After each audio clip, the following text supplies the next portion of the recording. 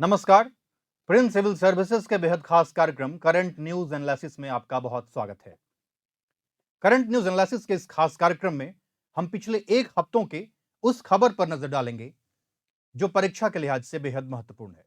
तो आइए शुरुआत करते हैं। सबसे पहले जानते हैं उपचुनाव के बारे में।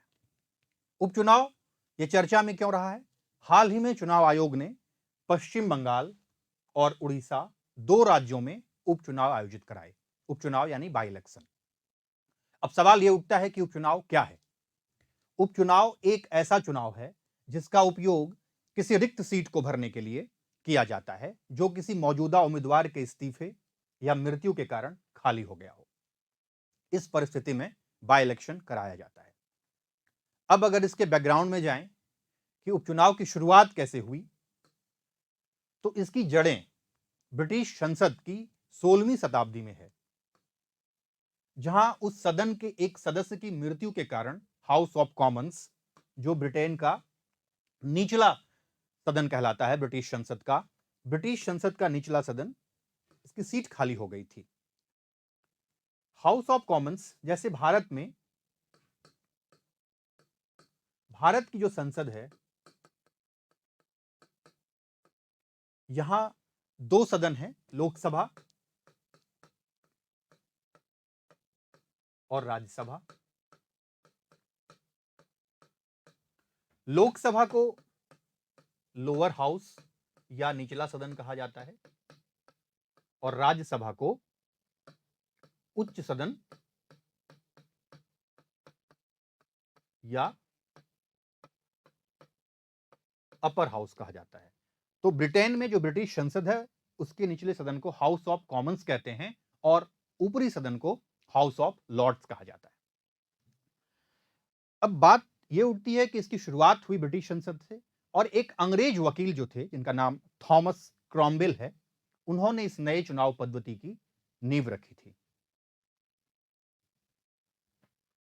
अब सवाल यह उठता है कि क्या भारत एकमात्र ऐसा देश है जो रिक्तियों को भरने के लिए, यानी कि उपचुनाव की रिक्तियों को भरने के लिए इस पद्धति का उपयोग करता है, यानी कि बाई इलेक्शन का उपयोग करता है?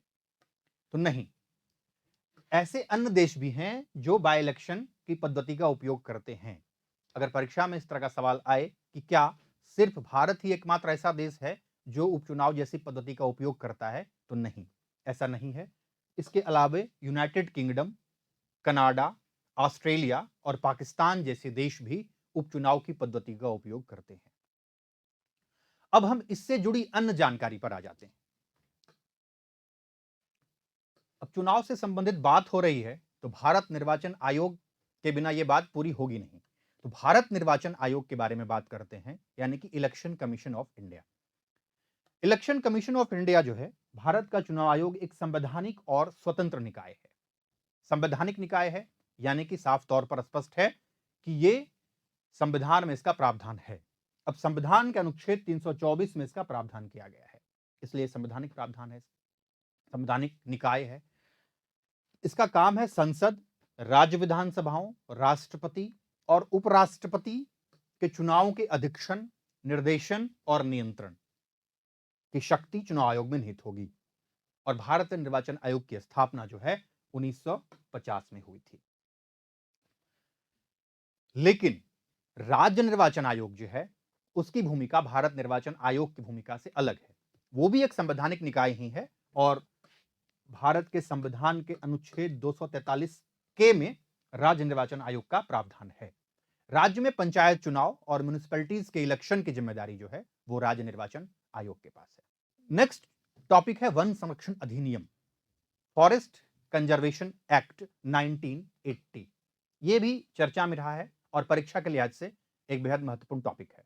चर्चा में क्यों रहा है? केंद्र सरकार ने वन कानूनों को उदार बनाने के लिए और अंतर्राष्ट्रीय सुरक्षा और सीमा अवसंरचना परियोजनाओं में शामिल एजेंसियों को केंद्र से मंजूरी प्राप्त करने से मुक्त करने के लिए वन संरक्षण अधिनियम 1980 में एक संशोधन का प्रस्ताव दिया है। वन संरक्षण अधिनियम 1980, इसमें अमेंडमेंट की बात कही गई है केंद्र सरकार के द्वारा। अब सवाल उठता है कि वन संरक्षण अधिनियम 1980 क्या है? आइए जानते हैं कि वन संरक्षण अधिनियम 1980 क्या है। वनों की कटाई से संबंधित है ये, वन संरक्षण अधिनियम 1980 संसद के एक अधिनियम द्वारा लागू हुआ। हालांकि स्वतंत्रता पूर्व से भारतीय वन अधिनियम 1927 लागू था, यानी कि 1980 जो फॉरेस्ट कंजर्वेशन एक्ट बना था उसके पहले 1927 वाला भारतीय वन अधिनियम लागू था। यह औपनिवेशिक ब्रिटिश प्रशासन को लकड़ी की कटाई को नियंत्रित करने की अनुमति देने के लिए तैयार किया गया था, न कि वनों को संरक्षित करने या वनों की कटाई को संबोधित करने के उद्देश्य से। इसलिए सरकार वन संरक्षण अधिनियम एफसी 1980 लेकर आई, लेकिन अभी हाल फिलहाल इसमें फिर संशोधन की बात उठ रही है। क्या वन संरक्षण अधिनियम में कभी संशोधन किया गया है, एक सवाल यह भी उठता है। तो हां, वन संरक्षण अधिनियम में 2 बार संशोधन किए जा चुके हैं। पहला संशोधन 1988 में और दूसरा 1996 में किया गया है। 2 बार इसमें संशोधन हो चुके हैं। 1996 तक राज्य सरकारें, केंद्र शासित प्रदेश और केंद्र सरकार अधिनियम के प्रावधानों को केवल भारतीय वन अधिनियम 1927 या किसी अन्य स्थानीय कानून के तहत अधिसूचित वनों और उन वनों पर लागू करते थे जो वनों के प्रबंधन या नियंत्रण के अधीन थी। अब सवाल यह उठता है कि वन संरक्षण अधिनियम में फिर से संशोधन क्यों किया जा रहा है। इसके कुछ मुख्य बिंदु देख लेते हैं। जो फॉरेस्ट कंजर्वेशन एक्ट है, वन संरक्षण अधिनियम के साथ मुख्य मुद्दा यह है कि राज्य एक तरफ तो अपने वन क्षेत्र बढ़ाने के लिए प्रतिबद्ध हैं और दूसरी तरफ इससे राज्यों और निजी क्षेत्रों के लिए आधारभूत परियोजनाओं के लिए भूमि तक पहुंचना कठिन हो जाता है। आए दिन हम इस तरह की समस्याओं से दो चार होते हैं और हम खबरें देखते हैं इस तरह का। भारत का लक्ष्य अपने भौगोलिक क्षेत्र का कम से कम 33% हिस्सा वन और वृक्षों से आच्छादित करना है, जिसमें कि फॉरेस्टेशन मैंडेटरी है। अभी तक वनावरण लगभग 22% है। अभी की जो स्थिति है वर्तमान में लगभग 21.78% के आसपास है, तो हम इसको लगभग में 22% कह रहे हैं बढ़ाना है। अब कोर वन को बढ़ाना थोड़ा कठिन है, इसलिए सरकार अक्सर जंगल की परिभाषा बदल देती है। इससे संदर्भित एक केस है 1996 में गोदावर्मन थिरुमुलपाद द्वारा सुप्रीम कोर्ट में एक याचिका दायर की गई थी जिसमें जो वन की परिभाषा से जुड़ी हुई थी। तो ये केस क्या है? गोदावर्मन थिरुमुलपाद। निम्नलिखित भूमि यदि उन्हें भूमि अभिलेखों में कहीं भी जंगल के रूप में दर्ज किया गया है और यहां तक कि वाणिज्यिक वृक्षारोपण या एक निश्चित घनत्व वाले पेड़ों के क्षेत्रों को वन के रूप में गिना जाता है। वनों की कानूनी परिभाषा पर अक्सर सवाल उठते रहे हैं और यह अक्सर विवादों के घेरे में भी बने रहे हैं। इसी पृष्ठभूमि में अब वन संरक्षण अधिनियम में संशोधन आवश्यक हो गया है।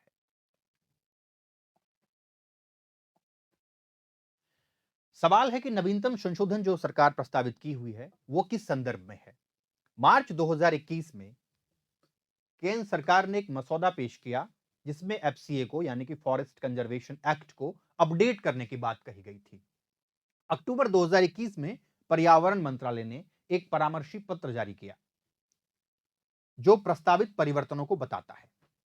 मोटे तौर पर यह कुछ श्रेणियों के बुनियादी ढांचा परियोजना डेवलपर्स को गैर वानिकी उद्देश्यों के लिए वन भूमि का उपयोग करने की अनुमति के लिए केंद्र सरकार से संपर्क करने से छूट देने का प्रस्ताव करता है। यह जो नवीनतम संशोधन है इस संदर्भ में, उदाहरण के लिए राष्ट्रीय सुरक्षा परियोजनाओं, सीमा अवसंरचना परियोजनाओं, रेलवे या सड़क परिवहन मंत्रालय के स्वामित्व वाली भूमि जो 1980 से पहले या अधिनियम के लागू होने से पहले अधिग्रहित की गई थी को भी इसमें शामिल किया गया है इस नवीनतम संशोधन में।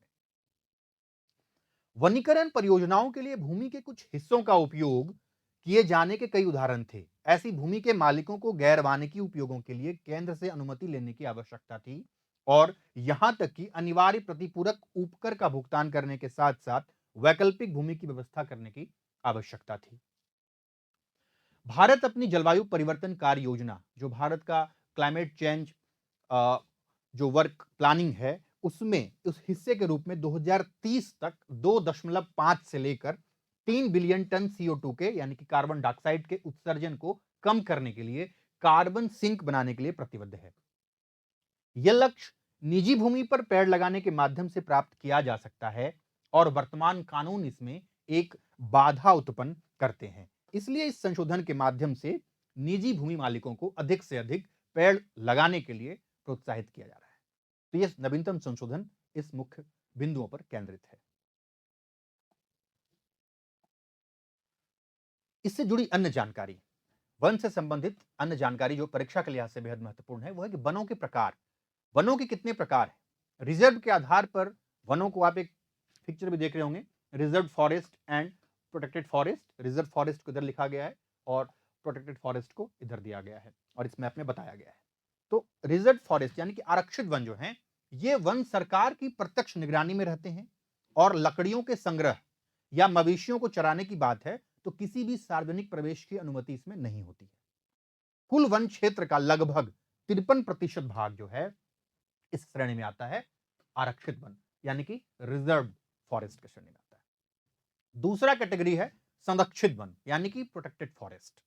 इन वनों की देखभाल सरकार द्वारा की जाती है, लेकिन स्थानीय लोगों को जंगलों को गंभीर नुकसान पहुंचाए बिना, यानी कि जंगल में किसी तरह का कोई नुकसान न हो, उसको नुकसान पहुंचाए बिना ईंधन के लिए लकड़ी इकट्ठा करने और अपने मवेशियों को चराने की इसमें अनुमति होती है, शर्त के आधार पर कि वो जंगल को नुकसान नहीं पहुंचाएंगे। ये वन देश के कुल वन क्षेत्र का लगभग 29% भाग घेरते हैं।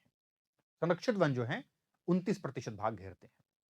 और तीसरी कैटेगरी है गैर वर्गीकृत वन, नॉन क्लासिफाइड फॉरेस्ट।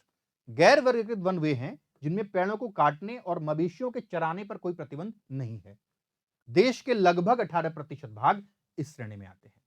तो ये 3 तरह के वन जो हैं, आरक्षित वन, संरक्षित वन और गैर वर्गीकृत वन। अगला खबर है असंज्ञेय अपराध यानी नॉन कॉग्निजेबल ऑफेंस। ये चर्चा में क्यों है? चर्चा में इसलिए है कि मुंबई पुलिस ने आरएसएस यानी कि राष्ट्रीय स्वयं सेवक संघ के खिलाफ एक टिप्पणी पर बॉलीवुड के गीतकार हैं, मशहूर गीतकार जावेद अख्तर साहब, उनके खिलाफ एक असंज्ञेय अपराध दर्ज किया है यानी कि नॉन कॉग्निजेबल ऑफेंस। असंज्ञेय अपराध, नॉन कॉग्निजेबल ऑफेंस, चर्चा वो रहा है। अब हम इसकी पृष्ठभूमि में आते हैं कि ये नॉन कॉग्निजेबल ऑफेंस और इस तरह के ऑफेंस के कितने प्रकार हैं और इसकी प्रकृति क्या है और किस अपराध की प्रकृति नॉन कॉग्निजेबल है या कॉग्निजेबल है, उस पर हम प्रकाश डालते हैं। भारत में अपराधों के प्रकार जो हैं, जो सीआरपीसी है, क्रिमिनल प्रोसीजर कोड की धारा 2N के अनुसार अपराध का अर्थ है किसी अवैध कार्य या चूक जिसे किसी कानून द्वारा दंडनीय बनाया गया है, वो सीआरपीसी की धारा 2N में वर्णित है। किसी देश या राज्य के कानून का उल्लंघन करने पर देश या राज्य के कानून द्वारा निर्धारित एक विशेष दंड दिया जाता है। भारत में जो अपराधों के प्रकार हैं, एक संज्ञेय अपराध जिसको कि कॉग्निजेबल ऑफेंस कहते हैं। संज्ञेय अपराध वह है जहां एक पुलिस अधिकारी बिना वारंट के किसी व्यक्ति को गिरफ्तार कर सकता है और अदालत के आदेश के बिना आरोपी व्यक्ति के खिलाफ जांच शुरू कर सकता है। इसमें यानी पुलिस अधिकारी बिना किसी वारंट के भी किसी व्यक्ति को गिरफ्तार कर सकता है। यह कॉग्निजेबल ऑफेंस है। यह एक गंभीर प्रकृति का अपराध माना जाता है जहां पुलिस के पास यह अधिकार होता है कि वो बिना वारंट के भी व्यक्ति को गिरफ्तार कर सकता है और अदालत के आदेश के बिना भी आरोपी व्यक्ति के खिलाफ जांच शुरू कर सकता है। उदाहरण, बलात्कार, रेप का जो केस है, हत्या, घरेलू हिंसा, दहेज से संबंधित मामले, महिलाओं के खिलाफ कोई भी जघन्य अपराध और अनुसूचित जाति, अनुसूचित जनजाति अत्याचार निवारण अधिनियम 1989 के तहत जो अपराध हैं वो सब इसमें आते हैं यानी कि कॉग्निजेबल ऑफेंस में। दूसरा प्रकार है असंज्ञेय अपराध, नॉन कॉग्निजेबल ऑफेंस। गैर संज्ञेय अपराध, अपराध में पुलिस अधिकारी बिना वारंट के किसी व्यक्ति को गिरफ्तार नहीं कर सकता है। इसमें पुलिस अधिकारी के पास वारंट होना बहुत जरूरी है, तभी वो व्यक्ति को गिरफ्तार कर सकता है और अदालत की पूर्व अनुमति के बिना जांच शुरू नहीं की जा सकती है और इसमें अदालत की पूर्व अनुमति के बिना जांच शुरू नहीं की जा सकती है। ये नॉन कॉग्निजेबल ऑफेंस में है। उदाहरण है जैसे सार्वजनिक उपद्रव, शरारत और मानहानि करना। यह अपराध की जो प्रकृति है वो इसकी इंटेंसिटी थोड़ी कम होती है, इसलिए इसमें पुलिस के पास वारंट का होना जरूरी है और अदालत की पूर्व अनुमति का होना भी आवश्यक है। तीसरी प्रकार की जो प्रकृति है वो है कंपाउंडेबल ऑफेंस। यह अपराध उस प्रक्रिया को संदर्भित करता है जहां दोनों पक्ष कानूनी कार्रवाई को रोकने और विवाद यानी झगड़ा को निपटाने के लिए सहमत होते हैं, यानी कि यहां म्यूचुअल कंसेंट का मामला है। इसके नियम और शर्तें जो है मजिस्ट्रेट द्वारा निर्धारित की जाती है। मजिस्ट्रेट नियम और शर्तें निर्धारित करते हैं। इसके एग्जाम्पल में जैसे मुस्लिम महिला विवाह पर अधिकारों का संरक्षण विधेयक 2017 में संशोधन के बाद 3 तलाक जैसे मामले हैं जहां म्यूचुअल कंसेंट से बात बन जाती है। चौथा प्रकार का जो अपराध है वो है नॉन कंपाउंडेबल ऑफेंस। यह अत्यंत गंभीर प्रकृति के अपराध होते हैं। इसकी जो अपराध का जो नेचर है ये बहुत क्रिटिकल होता है और इसका उदाहरण है घरेलू हिंसा अधिनियम, दहेज अधिनियम और SC ST यानी अनुसूचित जाति और अनुसूचित जनजाति अधिनियम अत्याचार निवारण के तहत महिलाओं के खिलाफ क्रूरता के कुछ मामले ये नॉन कंपाउंडेबल ऑफेंस में आ जाते हैं। अगला है जमानती अपराध, बेलेबल ऑफेंस। बेलेबल ऑफेंस होता है जमानती अपराध वैसी प्रकृति के अपराध हैं जो बहुत गंभीर नहीं माने जाते हैं, यानी यहां जमानत मिल सकता है व्यक्ति को या मिल जाता है। गिरफ्तार व्यक्ति को थाने से भी जमानत के बाद रिहा किया जा सकता है। इस मामले में पुलिस को आरोपी को जमानत देने का अधिकार है, इसलिए इसका नाम ही है जमानती अपराध, बेलेबल ऑफेंस। उदाहरण जैसे गैर कानूनी सभा किए, यातायात नियमों का उल्लंघन, झूठा बयान, भोजन में मिलावट आदि, जो बहुत गंभीर किस्म के अपराध नहीं माने जाते हैं। नेक्स्ट है गैर जमानती अपराध यानी कि नॉन बेलेबल ऑफेंस। इन अपराधों की प्रकृति जो है वो गंभीर मानी जाती है और ऐसे मामलों में केवल मजिस्ट्रेट ही आरोपी को सुनवाई के बाद जमानत दे सकता है। और वो किस परिस्थिति में? यदि मजिस्ट्रेट या जज संतुष्ट हो जाता है कि जमानत देने के लिए पर्याप्त और उचित आधार उपलब्ध है। उदाहरण के लिए हत्या, मर्डर, बलात्कार, महिलाओं के खिलाफ सभी कठोर अपराध और अनुसूचित जाति, अनुसूचित जनजाति के सदस्य पर अत्याचार से संबंधित अपराध, ये गैर जमानती अपराध हैं, नॉन बेलेबल ऑफेंस। अगला टॉपिक है युद्धाभ्यास मिलन। यह चर्चा में इसलिए रहा है कि भारत फरवरी 2022 में अपने सबसे बड़े नौसेना अभ्यास मिलन की मेजबानी करेगा। अभ्यास मिलन, युद्धाभ्यास मिलन, यह नौसेना अभ्यास है।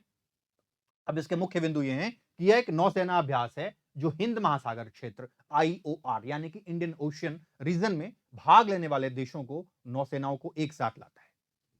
इसमें कुल 46 देश भाग ले रहे हैं। जो टोटल कंट्रीज हैं वो 46 हैं और सभी क्वाड देश भी भाग ले रहे हैं। क्वाड देश में आपको पता है कि क्वाड देश में कितने कंट्रीज शामिल हैं। एक चतुष्कोणीय अलायंस है जिसमें कि अमेरिका, US, दूसरा जापान, तीसरा ऑस्ट्रेलिया और चौथा भारत। ये क्वाड के सदस्य देश हैं। ये सभी सदस्य देश इसमें भाग ले रहे हैं। यूएसओ को पहली बार आमंत्रित किया जा रहा है इसमें। यह नौसेना अभ्यास 1995 में शुरू हुआ जो द्विवार्षिक रूप से आयोजित किया जाता है। ये प्रत्येक 2 साल पर आयोजित किया जाता है। अब तक यह पोर्ट ब्लेयर यानी अंडमान निकोबार द्वीप में आयोजित किया जाता रहा है, लेकिन इस बार विशाखापत्तनम आंध्र प्रदेश में इसको स्थानांतरित कर दिया गया है। अगली खबर है, बेहद महत्वपूर्ण खबर है, ड्रोन आधारित वैक्सीन डिलीवरी यानी आई ड्रोन। यह चर्चा में क्यों है? केंद्रीय स्वास्थ्य मंत्री ने अक्टूबर के पहले सप्ताह में पूर्वोत्तर में ICMR यानी Indian council of medical research के ड्रोन आधारित कोविड टीकों और अन्य महत्वपूर्ण आवश्यक वस्तुओं का वितरण मॉडल लॉन्च किया। ड्रोन आधारित। अब सवाल उठता है कि ड्रोन क्या है? तो ड्रोन एक ऐसा विमान है जो ऑटोमेटिक मोड में संचालित होता है और जैसा कि आपको पता है कि इसे संचालित करने के लिए किसी पायलट की आवश्यकता नहीं होती है। ये ऑटोमेटिक रूप से संचालित किया जाता है। जहां तक सवाल है कि ड्रोन का वर्गीकरण यानी क्लासिफिकेशन ऑफ ड्रोन, तो अधिकतम वजन के आधार पर ड्रोन का वर्गीकरण किया जाता है और इसके आधार पर ड्रोन को 5 श्रेणियों में विभक्त किया गया है। नैनो ड्रोन जो 250 ग्राम से कम या 250 ग्राम इसके बराबर है, वो नैनो ड्रोन की कैटेगरी में आता है। माइक्रो ड्रोन जो है वो 250 ग्राम से अधिक और 2 किलोग्राम से कम या इसके बराबर। छोटा ड्रोन 2 किलोग्राम से अधिक और 25 किलोग्राम से कम या उसके बराबर। और मध्यम ड्रोन 25 किलोग्राम से अधिक और 150 किलोग्राम से कम या उसके बराबर। और वृहद ड्रोन 150 किलोग्राम से अधिक। ये 5 कैटेगरी में ड्रोन का वर्गीकरण किया गया है। ये इंपॉर्टेंट है। और दूसरा इंपॉर्टेंट चीज है कि भारत की जो ड्राफ्ट ड्रोन नीति है 2.0, उसमें देखते हैं कि क्या इंपॉर्टेंट चीज है। यह स्वचालित मार्ग के तहत, ऑटोमेटिक रूट के तहत 100% एफडीआई का प्रस्ताव करता है। ये भारत की ड्राफ्ट ड्रोन नीति 2.0। नागरिक उड्डयन महानिदेशालय यानी डीजीसीए ने, director general of civil aviation के भीतर ड्रोन निदेशालय स्थापित करना इसका लक्ष्य है। इसका एक महत्वपूर्ण पॉइंट है। और तीसरा महत्वपूर्ण पॉइंट है ड्रोन पोर्ट, यानी ड्रोन की लैंडिंग और टेक ऑफ की सुविधा के लिए एक ड्रोन पोर्ट बनाने का। अगली महत्वपूर्ण खबर है आरटीएसएस। यह चर्चा में क्यों है कि हाल ही में डब्ल्यूएचओ ने, वर्ल्ड हेल्थ ऑर्गेनाइजेशन ने आरटीएसएस, जिसे मॉस्क्यूरिक्स के नाम से भी जाना जाता है, को पहले मलेरिया रोधी टीके के रूप में अनुशंसित किया है। इसको रिकमेंडेड किया है डब्ल्यूएचओ ने। इसके पहले मलेरिया का टीका अवेलेबल नहीं था। इसके संदर्भ में प्रमुख तथ्य यह है कि 1 सदी से भी ज्यादा वक्त की कोशिश के बाद मलेरिया के लिए एक वैक्सीन का बनना, खास करके मेडिकल साइंस की बड़ी कामयाबी मानी जा रही है।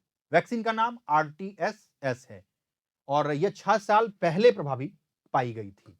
खास करके अफ्रीकी देशों में घाना, कीनिया और मलावी में शुरुआती जांच में सफल पाए जाने के बाद अब डब्ल्यूएचओ ने कहा है कि सब सहारन अफ्रीका और मलेरिया ग्रस्त अन्य इलाकों में टीकाकरण शुरू किया जा सकता है। इसका उपयोग फिलहाल अफ्रीका के बाहर नहीं किया जाएगा, क्योंकि यह अन्य देशों में मलेरिया के जो विभिन्न रूप हैं उनसे इसकी रक्षा नहीं कर पाएगा। फिलहाल इसे अफ्रीकी महाद्वीप में ही पायलट परियोजना के तौर पर लाया गया है। डब्ल्यूएचओ के अनुसार हर 2 मिनट में एक बच्चे की मलेरिया से मौत होती है और हर साल मलेरिया के 22.9 करोड़ मामले सामने आते हैं, जिसमें से 94% मामले अकेले अफ्रीका से हैं। यानी कि अफ्रीका जो है मलेरिया के मामले में बहुत वल्नरेबल है। और 6 उपसहारा अफ्रीकी देशों में आधे से अधिक मौतें, जिसमें से लगभग 25% अकेले नाइजीरिया से आती हैं। एक तो अफ्रीकी महाद्वीप, और अफ्रीकी महाद्वीप में भी सबसे ज्यादा जो वल्नरेबल है वो नाइजीरिया है, जो अकेला 25% जो है मामले नाइजीरिया से है। डब्ल्यूएचओ के अनुसार भारत में 2019 में अनुमानित 5.6 मिलियन मलेरिया के मामले थे। भारत भी जो है 5.6 मिलियन मामले मलेरिया के भारत में थे डब्ल्यूएचओ के अनुसार। अब सवाल यह है कि मलेरिया शरीर को कैसे प्रभावित करता है। मलेरिया एक परजीवी है जो मादा एनोफिलीज मच्छरों के काटने से फैलता है। मलेरिया परजीवी 100 से अधिक प्रकार के होते हैं। टाइप्स तो इसका 100 से अधिक है, लेकिन जो मलेरिया है वो परजीवी प्लाज्मोडियम की कई प्रजातियां हैं, लेकिन उनमें से मुख्य रूप से 5 ही प्रजातियां ऐसे हैं जो मनुष्यों को संक्रमित करती है, जिससे उनको मलेरिया रोग होता है। एक बार जब एक संक्रमित मच्छर किसी इंसान को काट लेता है तो परजीवी लाल रक्त कोशिकाएं जो होती हैं हमारी रेड ब्लड सेल्स, आरबीसीज, और नष्ट करने से पहले यकृत की ओर बढ़ते हैं। और ये जो 5 प्रकार है मलेरिया के, वो कौन कौन से हैं? पहला प्रकार है प्लाज्मोडियम फैल्सीपेरम, दूसरा है प्लाज्मोडियम विवैक्स, और तीसरा है प्लाज्मोडियम ओवेल, चौथा है प्लाज्मोडियम मलेरिया, और पांचवा है प्लाज्मोडियम नॉलेसी।